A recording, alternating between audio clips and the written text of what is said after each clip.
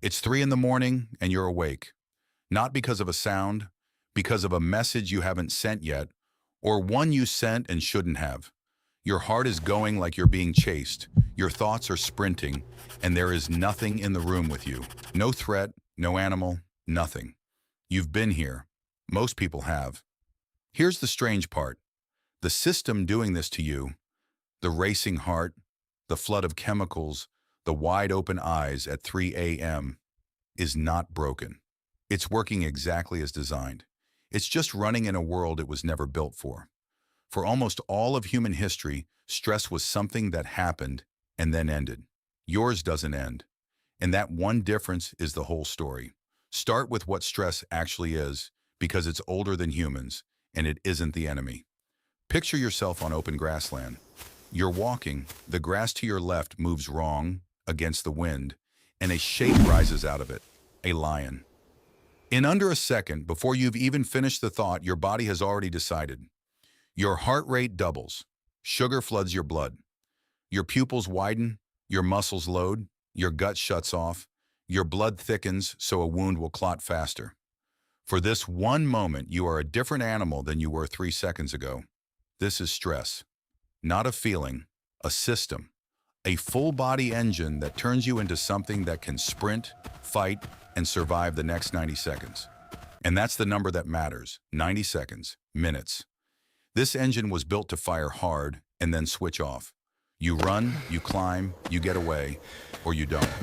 Either way, it's over. The lion leaves, your heart slows, the chemicals drain. Within an hour, you're sitting down, and your body has completely forgotten it happened. So run an ordinary ancient day. Most of it is not dramatic. A forager in a place like the Kalahari spends a few hours actually getting food, and the rest of the day is not spent grinding. It's spent sitting, talking, fixing tools, lying in the shade, doing nothing in particular. The anthropologists who timed it were surprised by how much of the day was just rest. Sit in that camp at midday for a second, because it's a thing almost nobody alive has seen. The food is handled, nobody is hurrying. 2 or 3 people are asleep in the shade in the middle of the day, and no one thinks anything of it. A couple are fixing a tool and not really talking. A group of kids is doing nothing in particular. There is no schedule. Nothing is due. There is no device anywhere that could bring in bad news from 100 miles away, because the world is exactly as big as what you can see and walk to. The quiet isn't boredom. Boredom is a modern feeling, a stimulated brain itching for input. This is something else. This is a nervous system sitting at its true resting level, a place most people today only ever touch for a few seconds at a time, if ever. The stress came in spikes, a hunt, a snake, a fight that almost started, a child who wandered too far. Each one sharp, total, terrifying, and each one ended. Spike, then calm. Spike, then calm. Long, flat stretches of nothing in between. That's the shape the system expects. Brief, intense, resolved. A few real emergencies a week, and a whole lot of doing nothing. Now look at your day. You wake up and check a screen before you're even fully conscious. There's news about a war you can't stop, a number in your account that's too low, a message from your boss with no punctuation. None of these will kill you. Not one of them is a lion. But your body can't tell the difference. The system that reads a lion reads the email the same way. Same racing heart, same flood of chemicals, same shutdown of everything that isn't survival. The only difference is that the email doesn't leave. You can't outrun it. You can't fight it. There's no 90 seconds and then it's done. It just sits there, and behind it is the next one and the next. So the engine that was built to fire and switch off never switches off. It just idles all day, every day, at a low hum you've stopped even noticing. And you can measure this. The main chemical here is cortisol. In an ancient stress spike, it shoots up and then falls back to baseline, exactly the way it's supposed to. When researchers measure cortisol in modern people living modern lives, they find something the body was never designed to do. It stays up. Not spiking and falling, just elevated, chronically, for years.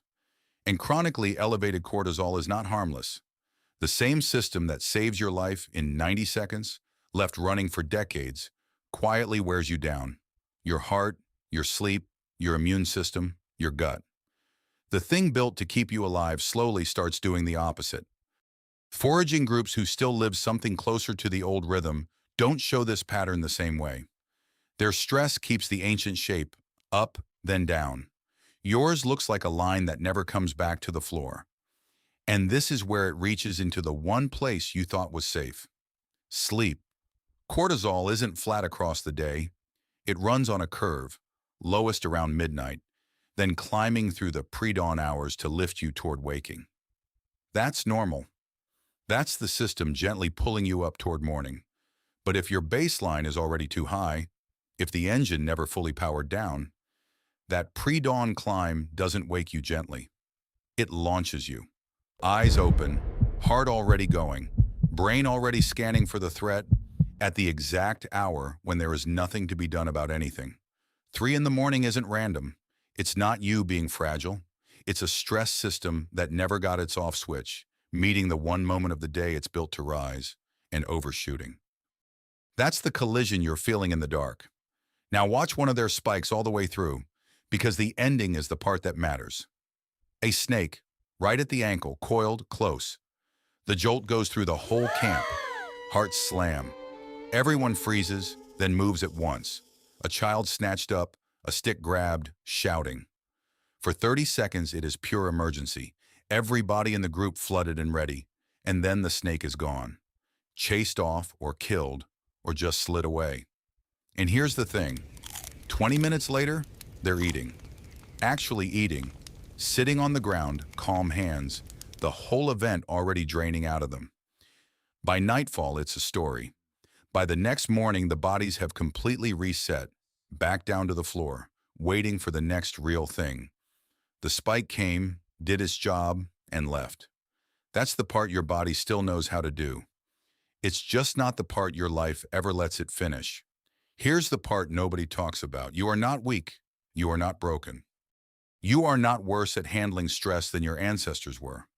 You are running their exact software, a stress system tuned over millions of years for a world of lions and snakes and short survivable emergencies, inside a world that fires it 100 times a day and never lets it finish. The 3 a.m. panic over an unsent email isn't a malfunction. It's a lion detector doing its job perfectly, pointed at a thing that isn't a lion and won't walk away. The system isn't wrong about the danger. It's just tens of thousands of years out of date about what danger looks like.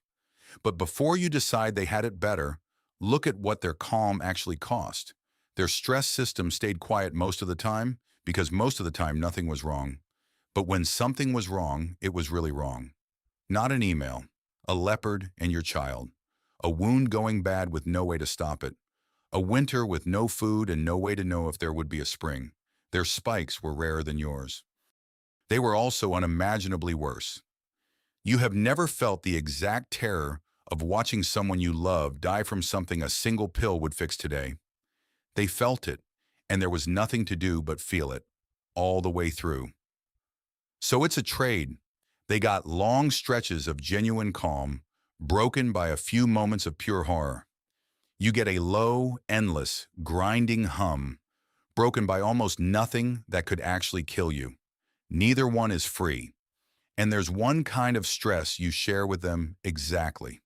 In a band of 30 people, your standing mattered.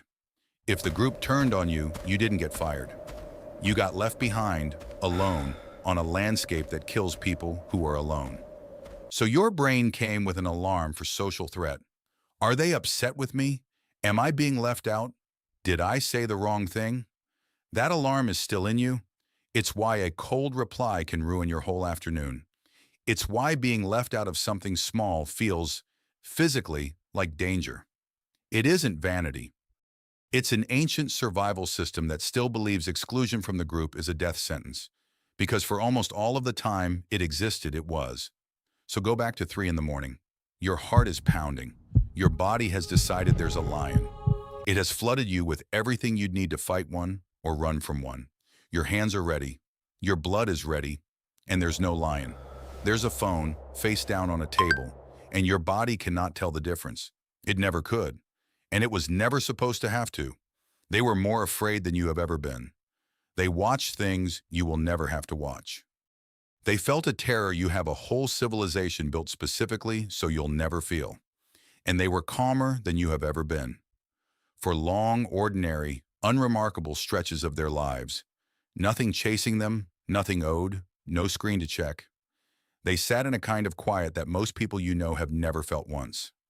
You are safer than any human who has ever lived, and your body has never once believed it.